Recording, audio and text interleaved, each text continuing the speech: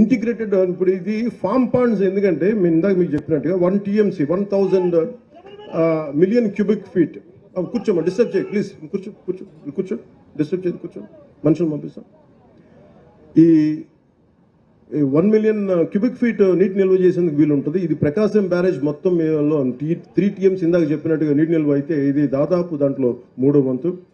ఇది ఈ రైతులకు నిరంతరం నీటి అందుబాటులో ఉంటుంది. రైతన్నల సంక్షేమం కోసం గ్రామీణ అభివృద్ధిని దృష్టిలో పెట్టుకుని మహాత్మా గాంధీ జాతీయ గ్రామీణ ఉపాధి హామీ పథకం కింద ఈ ఫామ్ పాండ్స్ చేపట్టాం. ఈ ప్రాజెక్టు ద్వారా రైతులు నీటిని నిల్వ ఉంచుకొని భూగర్భ జలాలని పెంచుకోవడంతో పాటు పంట పొలాలకి నిరంతరంగా నీటి వనరులను అందించుకోవచ్చు. అంటే దీనికి మీరు చూస్తే అనంతపూర్లో ఒక మంచి ప్రైవేట్ ఇనిషియేటివ్ ప్రైవేట్ వ్యక్తులు చాలామంది చేశారు. టింబక్టు ఇనిషియేటివ్ అని. ఉదాహరణకి మీరు ఇజ్రాయెల్ పోతే ఇజ్రాయెల్ నేల ఇంతకంటే ఇంకా అసలు ఎండిపోయి ఉంటుంది, ఇంత పచ్చదనం కూడా ఉండదు. అలాంటి చోట రివర్ జోర్డాన్ ఒక్క నది ఉంటే ప్రపంచానికే నదులు లేని ఎక్కువ జీవనదులు లేని ఒకే ఒక జీవనది ఉన్న ఆ ఇజ్రాయెల్ దేశం ప్రపంచానికే డ్రిప్ ఇరిగేషన్ టెక్నాలజీ ఇచ్చింది. ఎప్పుడైతే మనకి నీటి సౌకర్యం ఉండదో, ఎక్కువగా మన కష్టం ఉంటుందో, దాన్ని మనం ఎక్కువ మన శ్రమపడి వాళ్ళ తెలివితేటలు పెంపొందించుకొని మన ప్రపంచానికే మనకి డ్రిప్ ఇరిగేషన్ అందించారు ఇజ్రాయలీస్. సో అంటే మనకి మనసు పెడితే ఏదైనా సాధించవచ్చు అనేది మనం దాన్ని పెట్టుకోవచ్చు. అందుకే ఈరోజు 1,55,000 పాండ్లు గనక ఈ కుంటలు, నీటి కుంటలు నిజంగా సద్వినియోగం చేసుకోగలిగితే పెద్ద ప్రాజెక్టులు వచ్చే వరకు మన రాయలసీమ నేలకి ఇవన్నీ చాలా చాలా సహాయపడతాయి. అలాగే నేను ప్రత్యేకించి చెప్పింది ఏంటంటే, ఇది ముస్నోబా ఫుకోకా ఇందాక మన చైతన్య గారి అబ్బాయి చెప్పినట్టుగా నిజంగా కనుక ఫామ్ పాండ్లు చుట్టూ, ఎందుకంటే నేను ఈ నీటి గుంటలు నేను నా ఇంట్లో నా ఫామ్లో చేసుకున్నాను ఒకప్పుడు.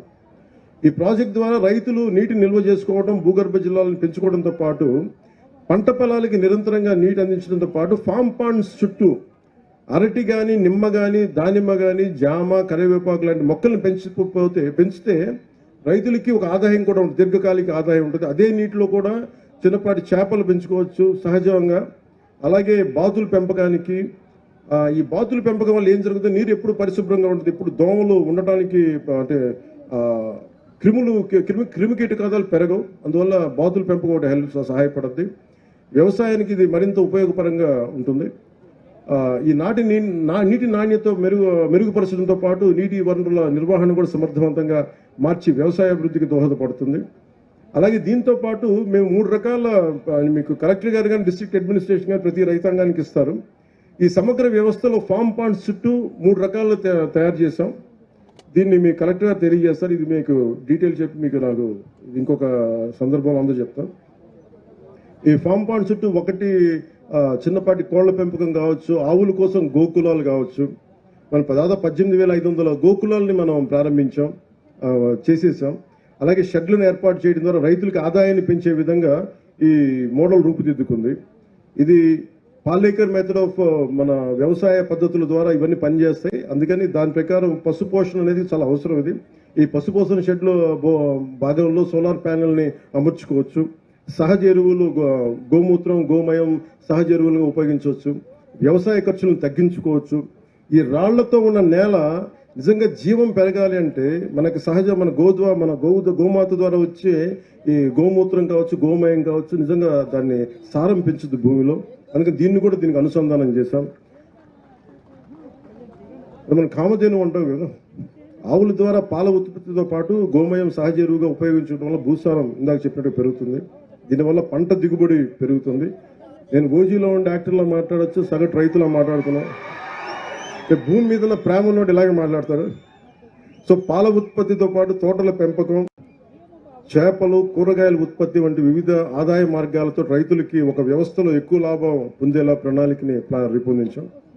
ఈ ప్రాజెక్టు వల్ల నీటి వనరులు పెరిగి వ్యవసాయాన్ని మెరుగుపరిచే అవకాశం ఉంది.